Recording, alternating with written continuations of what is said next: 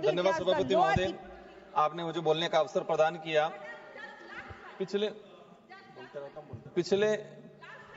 पिछले कुछ सालों से जिस तरह से केंद्र सरकार हो या राज्य सरकार हो, जिनका जो बजट आया है, वे बजट शहरों को ध्यान में रखते हुए, अमीर और उद्योगपतियों को ध्यान में रखते हुए आया गया है। और हम देखते आए हैं कि हमेशा ग्रामीण इलाके को, दलित पिछड़े के इलाके को, आदिवासी बाहुल्य क्षेत्र को नजरअंदाज किया जाता है।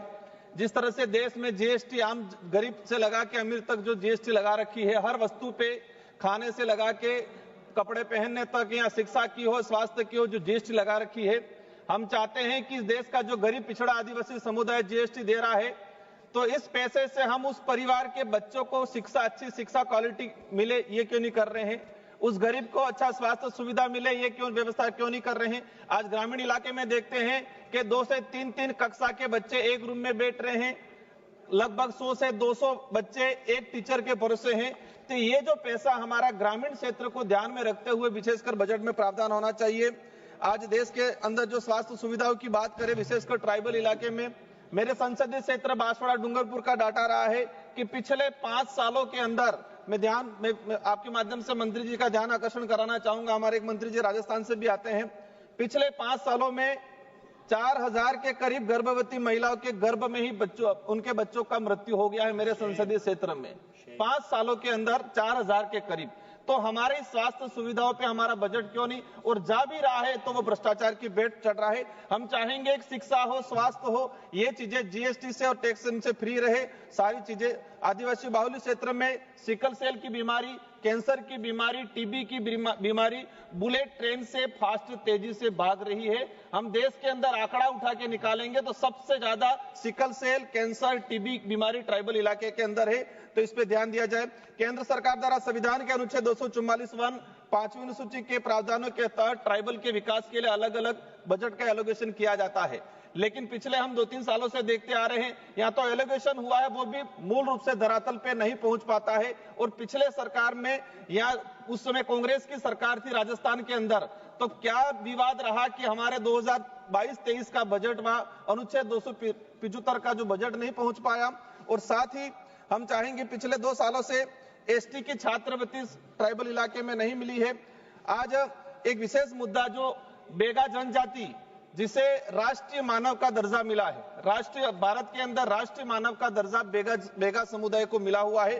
और बेगा समुदाय के लिए केंद्र सरकार की एक विशेष योजना संचालित हो रही थी, लेकिन पिछले समय से देखा है कि इस योजना में बजट को में कोई प्रावधान नहीं किया गया है और उल्टा बेगा समुदाय के साथ अत्याचार बहुत तेजी से बढ़ रहा है। एक घटना का अवगत कराना चाहूंगा। 9 मार्च 2025 को मध्य प्रदेश के मंडला जिले में हिरण सिंह परते नामक व्यक्ति को गोली मारकर हत्या कर दी गई। हम चाहेंगे उसकी सीबीआई जांच हो और साथ ही बेगा समुदाय के लिए विशेष पैकेज लाया जाए।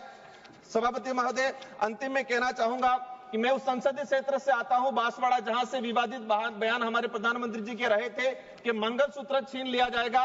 लेकिन मैं कहना चाहूंगा, जिस तरह से जीएसटी लागू किया जा रहा है गरीब लोगों पे, आम जो भौतिक सुविधा उस पे, वो मंगलसूत्र कोई सीने नहीं छीने, लेकिन वर्तमान में जो जीएसटी और महंगाई है वो अवश्य हमारे देश की गरीब महिलाओं का मंगलसूत्र छीनने का काम करेगी। अंत में यही चाहूंगा कि हम देश के आम जनता के लिए भोजन सामग्री, शिक्षा और स्वास्थ्य सुविधा पे बिल्कुल जीएसटी नहीं लगाए। और जो हमारे केंद्र सरकार की योजना जो ग्रामीण इलाके, गरीब इलाके में पहुंचाने का काम करती है, आंगनवाड़ी कार्यकर्ता, सहायिका और चतुर्थ श्रेणी के कर्मचारी, जो वर्तमान महंगाई के हिसाब से उनका जो बजट है वो बढ़ाना चाहिए। और साथ ही रोजगार गारंटी योजना के तहत 20 से 200 से 275 रुपया मिलता है, तो वर्तमान महंगाई के हिसाब से उस बजट को लगभग 400 से 500 रुपए करने की जरूरत है। और देश में माइक्रो फाइनेंस कंपनियां ट्राइबल इलाके के अंदर 25 से 30% ब्याज पे पैसा दे रही है।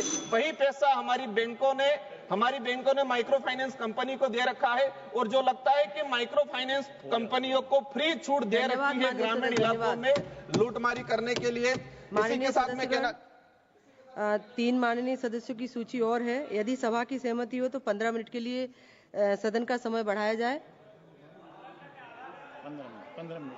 15 मिनट बस।